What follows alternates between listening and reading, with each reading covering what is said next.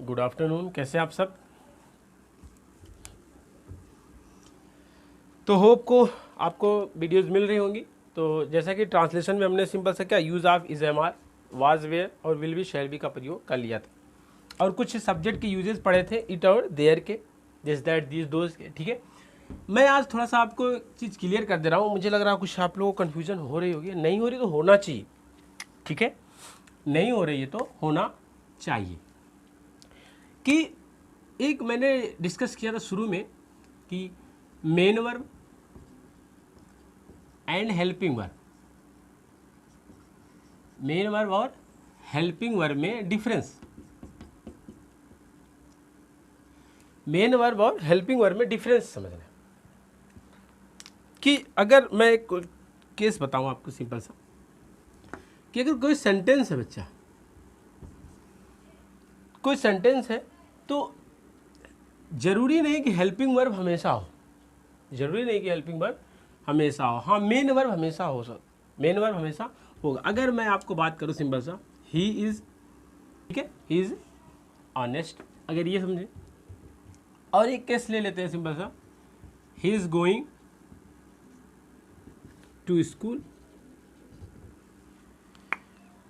तो आप अभी तक सिंपल सा मैं आपको समझाया था, सिंपल सा यही चीज़ है कि वर्ब की अगर बात करें तो वर्ब तो एक आपको लग रहा होगा मेन वर्ब है ट्रांसलेशन पर्पज़ के लिए जो हम पढ़ना है हमें, और एक क्या बच्चा, हेल्पिंग वर्ब। और इसी हेल्पिंग वर्ब को मैंने क्या बताया था सिंपल सा, ऑक्सिलरी वर्ब। ठीक है, और इसमें आपको मैंने बताया था सिंपल सा is, am, are, was, were, ठीक है, has, have, had, dot dot, ऐसे बहुत सारे केसेस आपको मैंने बताया। और मेन वर्ब में सिंपल सा क्या होता है, गो, स्लीप, रन, ठीक है, इस तरह के केसेस, यही। ठीक है, इतनी बात आप समझ रहे होंगे। बट आपको मैं समझाऊँ थोड़ा सा, अगर मैं आपको एडवांस में लेके चलूँ, क्यों मुझे एडवांस में जाना पड़ रहा है, क्योंकि आगे मुझे जो पढ़ाना है सिंपल सा use of has, have, had पढ़ाना है। सिंपल सा बात समझे, use of has, have, had, तो समस्याएं होती, चूँकि use am are, was, were में ऐसी कन्फ्यूजन्स नहीं होती हैं, उसके निगेटिव के साथ कोई प्रॉब्लम्स नहीं आती हैं। सिंपल सा इज एम आर के बाद क्या नॉट लगा देते हैं। बट हैज़, हैव के साथ सिंपली हम नॉट नहीं लगा पाते हैं। तो उसके लिए चीज़ों को हमें समझना पड़ेगा कि एक्चुअल में क्या मेन वर्ब है बच्चा और क्या हेल्पिंग वर्ब है। तो ये वीडियो बहुत इंपॉर्टेंट है, इतना इंपॉर्टेंट है कि मैं क्या बताऊँ आपको, मोस्ट इंपॉर्टेंट है। सिंपल सा आप समझें, ये दो वाक्य हैं, सिंपल से क्या, ये दो वाक्य हैं, आपको लग रहा होगा ये हेल्पिंग वर्ब है और ये भी हेल्पिंग वर्ब है, ये क्या मेन वर्ब है। ठीक है, एक बात समझें कि कोई भी वाक्य बिना मेन वर्ब के पॉसिबल ही नहीं, कोई भी वाक्य बिना मेन वर्ब के पॉसिबल नहीं है। मेन वर्ब तो होना ही 100% श्योर, कि मेन वर्ब मतलब क्या, क्रिया, क्रिया मतलब किसी का होना या ना हो। जब होना ही ना होना पाया जाएगा, सिंपल सा वाक्य क्या बनेगा, कुछ बनने के चांसेस नहीं। तो अगर मैं आपको ऐसे एक एग्जांपल समझाऊं, कोई भी इंटरप्राइजेज है, कोई भी मतलब कंपनी है या कुछ भी है, उसमें सिंपल से क्या होते हैं, ओनर कितना होगा, ओनर एक ही होगा बच्चा। सिंपल से क्या बात करें, ओनर हमेशा क्या होगा, एक। हाँ, उसके सुपरवाइजर जितने हैं बहुत सारे हो सकते, सुपरवाइजर 1, सुपरवाइजर 2, यानी इस डिपार्टमेंट का कोई सुपरवाइजर है उस डिपार्टमेंट, बट ओनर क्या सिंपली एक ही। यानी आप कभी कभी ऐसे देखे होंगे वाक्य कि सिंपल सा she did not have, she did not have, तो दो दो हेल्पिंग वर्ब आपको नजर आ जाते हैं। ठीक है, उसके बाद क्या आएगा, फिर सिंपल सा गो आ जाता है। तो कभी कभी आप देखेंगे सिंपल सा उसमें किसी वाक्य में दो दो हेल्पिंग वर्ब है, और हमें, मेरे हिसाब से क्या लगता है, आप लोग के हिसाब से क्या एक मेन वर्ब है। तो सिंपल सा आप एक बात समझिए, किसी भी इंटरप्राइज में ओनर सिंपल से एक ही होता है बच्चा। ओनर हमेशा क्या होगा, सिर्फ और सिर्फ एक होगा, और उसके वर्कर कितने हो सकते हैं, बहुत सारे हो सकते हैं, वर्कर क्या बहुत सारे हो सकते हैं। तो सिंपल सा जो मेन वर्ब है वो क्या बच्चा, ओनर है, सिर्फ और सिर्फ क्या रहेगा, एक ही, एक सेंटेंस में एक ही बार रहेगा। बाकी हेल्पिंग वर्ब कुछ भी हो सकते हैं। हेल्पिंग वर्ब का क्या मतलब, वर्ब की हेल्प करने वाला, सिंपल सा इसी मेन वर्ब का हेल्प करने वाला। यानी अगर ये अनुपस्थित हो गया, अगर ये अनुपस्थित हो गया तो उस समय मेन वर्ब का काम कौन करेगा, हेल्पिंग वर्ब करेगा।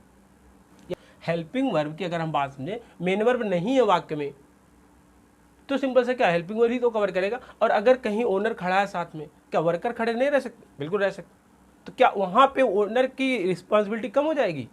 नहीं, ओनर की तो हमेशा रिस्पॉन्सिबिलिटी ज़्यादा रहेगी और उसकी वैल्यू भी ज़्यादा रहेगी। यानी 2-4 वर्कर और ओनर साथ में खड़े हैं, तो आप किसको ज़्यादा आप वैल्यू देंगे? सिंपल सा ओनर को।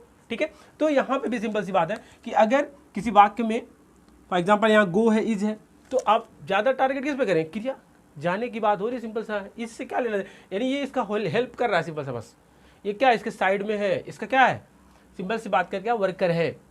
तो यानी हाँ, अगर ओनर नहीं है तो उस समय जो हेड वर्कर होगा वही क्या होगा, उस डिपार्टमेंट का क्या ओनर का ट्रीट होगा।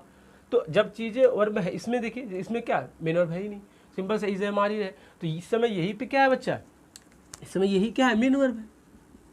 इस समय यही क्या है, मेन वर्ब है। तो मेरा जो समझाने का पर्पज़ है, मैं ये जो समझा रहा हूँ सिंपल सा, कि आप लोग ये समझ रहे ऑक्सिलरी वर्ब, तो ऑक्सिलरी वर्ब तो है ये सब, लेकिन ये जो हम पढ़ रहे हैं सिंपल सा, जो हमने 2 लेक्चर 3 लेक्चर पढ़ा, इज एम आर का प्रयोग, वाज वेयर का प्रयोग, सिंपल सा विल बी का शैल बी का प्रयोग पढ़ा है। तो ये सिंपल से क्या है, अगर मैं बात करूं, ये क्या है, लिंकिंग वर्ब है। क्या बच्चा, लिंकिंग वर्ब है।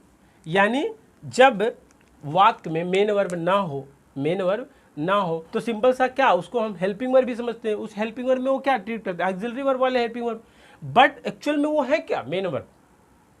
पर हम जानते हैं कि अगर हम बात करें कंटिन्यूअस, हम टेंस में पढ़ेंगे सिंपल सा, जैसे यहाँ पे सिंपल सा लिखा है he is going to school, तो सिंपल सा यहाँ इज भी है और गोइंग भी है, ये मेन वर्ब है हमारे अकॉर्डिंग, और ये क्या बच्चा, हेल्पिंग वर्ब है। बट अगर यही मेन वर्ब नहीं है तो इस समय हेल्पिंग वर्ब भी क्या हमारा ट्रीट काम करेगा, मेन वर्ब का ही।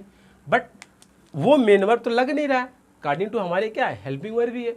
तो इस सिचुएशन को एक नया नेम दिया गया है, क्या, लिंकिंग वर्ब। यानी कभी भी अगर कोई मेन वर्ब है वाक्य में और वो समय हेल्पिंग वर्ब नहीं है, तो उस समय क्या है, सिंपल सी बात करें तो क्या है, लिंकिंग वर्ब है। तो यानी जितना हमने 3 वीडियोज़ में पढ़ा है सिंपल सा इज एम आर, तो क्या है, लिंकिंग वर्ब है, वाज वेयर का प्रयोग। यानी आपको मैं थोड़ा सा डिटेल समझाऊं कि सिंपल से वर्ब के फॉर्म क्या क्या है, अभी आपको और अच्छे से क्लियर होगा।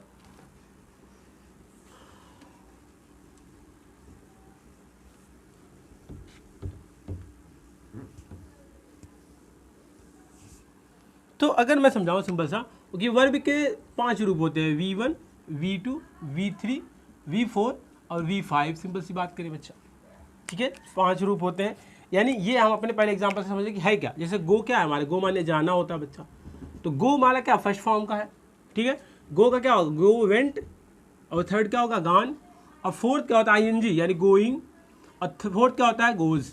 यानी अगर सिंपल सी बात करें तो ये क्या होता है, प्रेजेंट होता है, ये क्या होता है बच्चा, पास्ट होता है, ये क्या होता है बच्चा, ये फिर क्या होता है बच्चा, कंटिन्यूअस होता है, और ये क्या होता है, फिर से प्रेजेंट होता है। अगर मैं आपको बताऊं तो सिंपल सा ये फिर से क्या होता है, प्रेजेंट होता है। यानी ये 5 होते हैं। तो इसी केस में अगर हम बात करें सिंपल सा, अपना जो है is am are, is am are, तो इज हमारा ये वाला बच्चा है, और एम आर सिंपल से क्या है, ये प्रेजेंट वाला है। ठीक है, प्रेजेंट वाला। अगर पास्ट की बात करें सिंपल से क्या बच्चा, वाज वेयर है। ऐसे ये क्या, बीन है, और ये क्या है, बीइंग है। सिंपल से ये क्या है, यूज ऑफ बी है, यूज ऑफ बी। ऐसे बेसिक क्या है बच्चा, यूज ऑफ बी, जो हमने पढ़ा था सिंपल से is am are, was were, ये सिंपल से क्या है, मेन वर्ब भी हैं। Is am are, was were, ये सब क्या है, हेल्पिंग मेन वर्ब भी हैं। बट वहाँ पे एक्चुअल वाले मेन वर्ब ना होने की वजह से वो क्या हो गया, ऑक्सिलरी वर्ब हो गया। और वो कौन से ऑक्सिलरी वर्ब थे बच्चा, लिंकिंग वर्ब थे। क्या थे वो, लिंकिंग वर्ब का प्रयोग करना पड़े थे।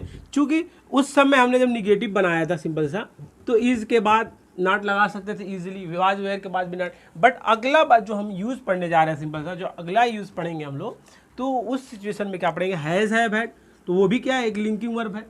तो वहाँ पे हैज़ के साथ सिंपली नॉट नहीं लगा सकते हर केस में। तो वहाँ पे हम समझेंगे, तो जितना भी केस पढ़े हैं हम अभी, is am are, was were, ये सिंपल सा as a main verb purpose से, यानी लिंकिंग वर्ब के पर्पज से हमने पढ़ा हुआ है।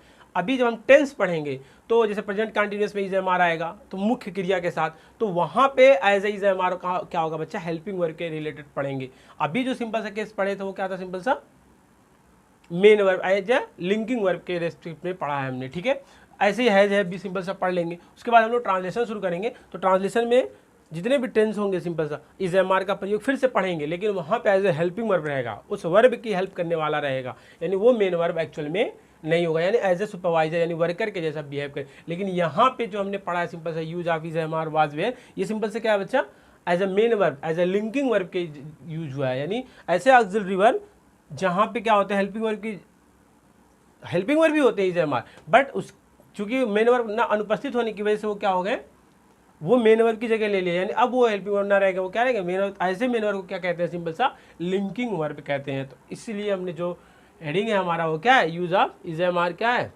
लिंकिंग वर्ब था, यूज था और वाज वेयर का भी था। ऐसे ही सिंपल सा हैज हैव हैड का भी पढ़ेंगे।